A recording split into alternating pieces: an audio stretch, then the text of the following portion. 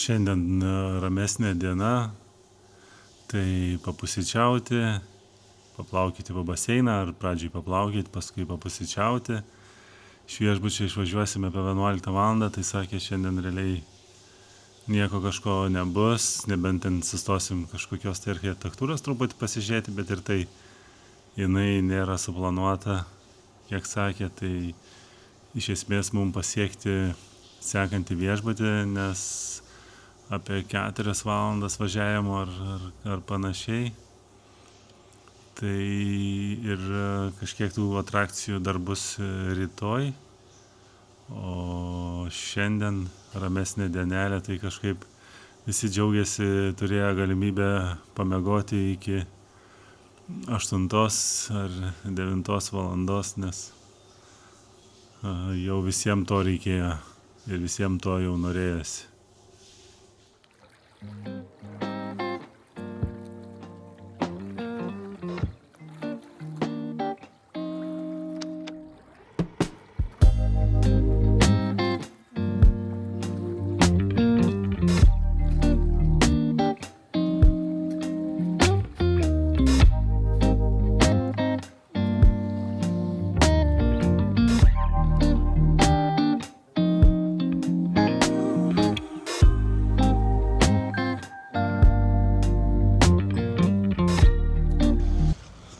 Sustojom apžiūrėti kažkokio tai namo, architektūros, kur virš 100 kambarių, 21 tasai courtyardas, ar kaip ten sodelis, dar kažkas vadinasi.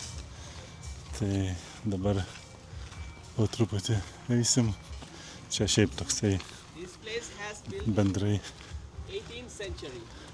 18 amžiai buvo pastatytas ir į netūks eina, kažkur tai sakė, aišku. Į netą. Kur eini netą? Rumšiškas, praškai. Tai čia vien rumšiškas, visa sala rumšiškai. Nu jo, čia praškai kaip namas su 100 buvusių 130-20 kambarių. Išlikę tik tai 40-50 ir 21 sodas, tai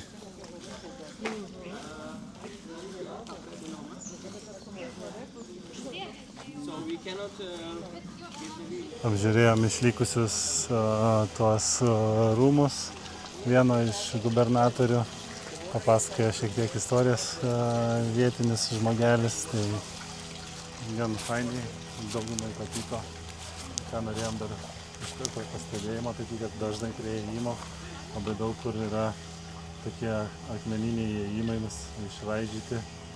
Tai šitas sako, kad šitas akmuo buvo padėtas 1878 vasario 26. Tai va, prieš daugybę metų. Viduje filmuoti nebuvo galima, tai nelabai parodysim, bet buvo fainiai. Šiek tiek iš kitos pusės menšina, kuriame buvo 120 keli kambariai. Tai išlikę ten apie 40 kambarių, o visa kita tik tais tie pamatai. Tai va, taip žmonės gyveno prieš 300 metų, nes kai kurie pastatai statyti prieš 300 metų. Tiksliau pradėti statyti. Senovinis šulinys, ten yra vamzdis, kuris vandenį anksčiau nuvesdavo iki ten tolimoji esantį tą namą ir senoviai visus šulinius prie šulinių pasadindavo kumuk medį, kurio šaknis didžiulis, 3 metrų turbūt aukštumo plačias šaknis prie šito šulinio ir čia dar buvęs šulinys nebenaudojamas, irgi medis kumukas ir šulinys buvęs čia, bet dabar jau nebėra, tai tipo kumukas ir valo vandenį ir atvėsina. Tai Oi, tai medis įspūdingas. Didžiulis. Va tokiais keliukais mes važiuojam. Čia mūsų autobusas. Varo.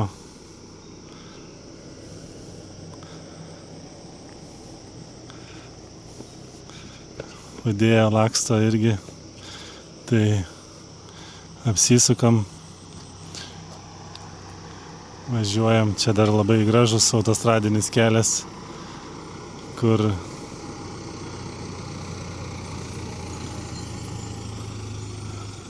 prieš tai važiavom visiškų, ten buvo jau su truputį baimės chebrai.